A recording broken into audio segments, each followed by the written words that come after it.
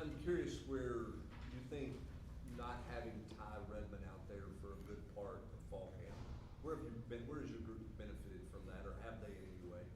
I think we've benefited a lot in getting some guys that are unproven and young some reps. Football is a game of injury, and football is a game of sickness. Football is a game of change, adversity.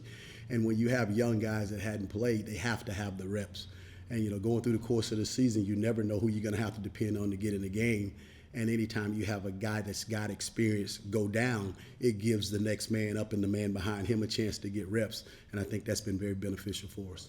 Who in particular do you think has benefited? What players specifically are you talking about? I think Tim Merritt and Trey Poteet in particular, those guys are going to have to be counted on this year for us. And they hadn't played a lot of snaps in the SEC. Kayan Lee is a guy that has played more football than anybody in that room, so he's had a lot of reps. But those guys could very well, if something were to happen to our starters, become our instant starters. So being able to get in there and get a chance to go with the ones and getting a chance to go with the calls that coach are calling with the ones has been very beneficial for us. Casey, then Vince. You just moved your daughter Brooklyn into school here. Just what were the emotions behind that, and how great is it to have her so close by still? Man, first off, hats off to Coach Heupel for allowing me to be able to do that. I think, as a father, you raise your children and you have goals for them, you have things you want to be a part of. But being a football coach causes you to miss a lot. And whether it's a birthday, whether it's a holiday, anything else, if you're practicing, if you're playing, that comes first.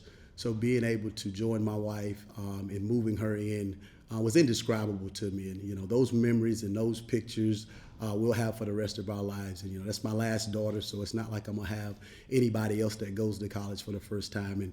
And, she's in Torchbearer, which is right beside us, so being able to have her close to me is indescribable as well.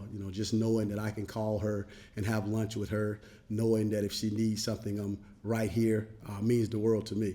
Now, I have reached out to her the last couple of days and asked her if she wanted to see me, and she said no, so I guess it doesn't mean quite as much to her right now. She's enjoying the freedom. Coach, you're talking about opportunity.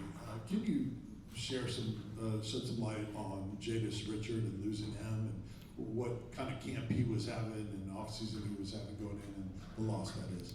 I was really excited about him. Naturally, I knew of him because I competed against him in the ACC, knew his talent level, but the biggest thing is the leadership that he brings to the room.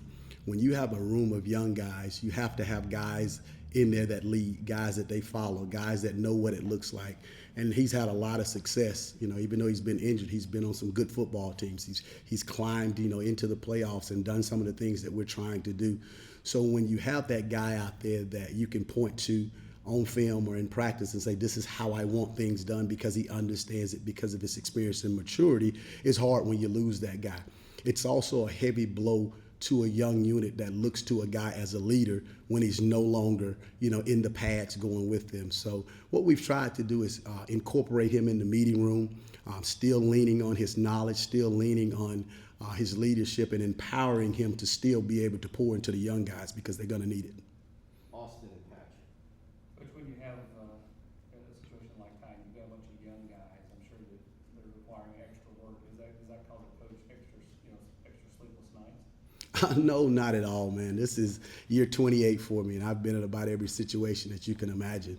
But when you are a corners coach, when you've played corner, the one thing you have to understand is confidence and composure.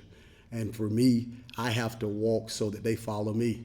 So that part of football is losing guys that you're depending on. I've been in a situation where I've lost both of my starters before, and it's a next man up mentality. So if they see me moping, if they see me looking uneasy, if they see me having anxiety, that's how they're going to do it. And it can't be fake. It has to be real.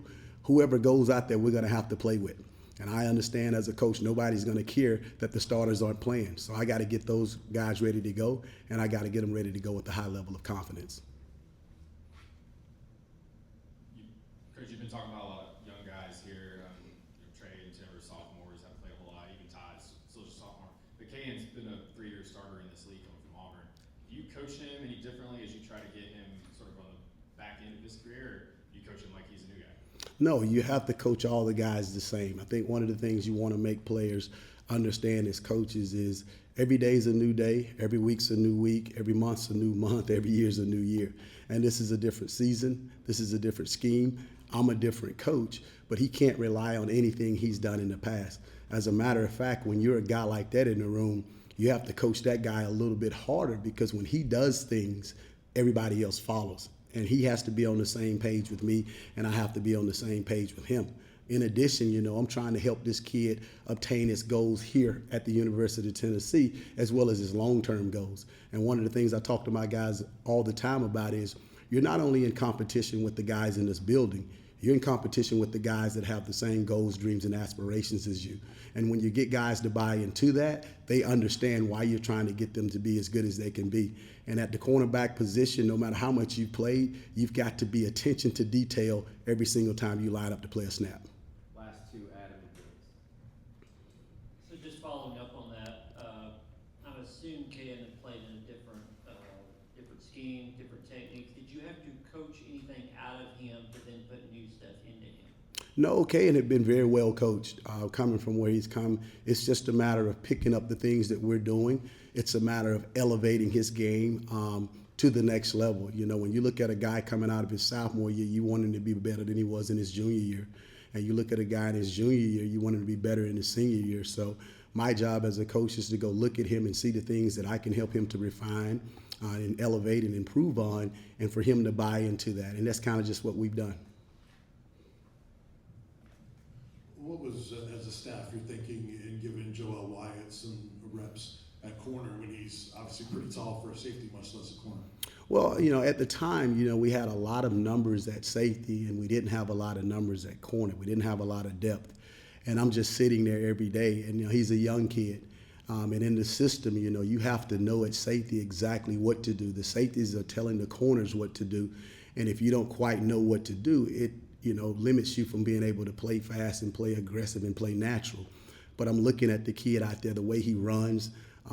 Again, as a corner coach, you dream of having somebody with that arm length, that wingspan, that athleticism. So I just went to Coach Knowles one day and was like, hey, man, you mind if I take this guy for a couple of days and see if I can do something with him?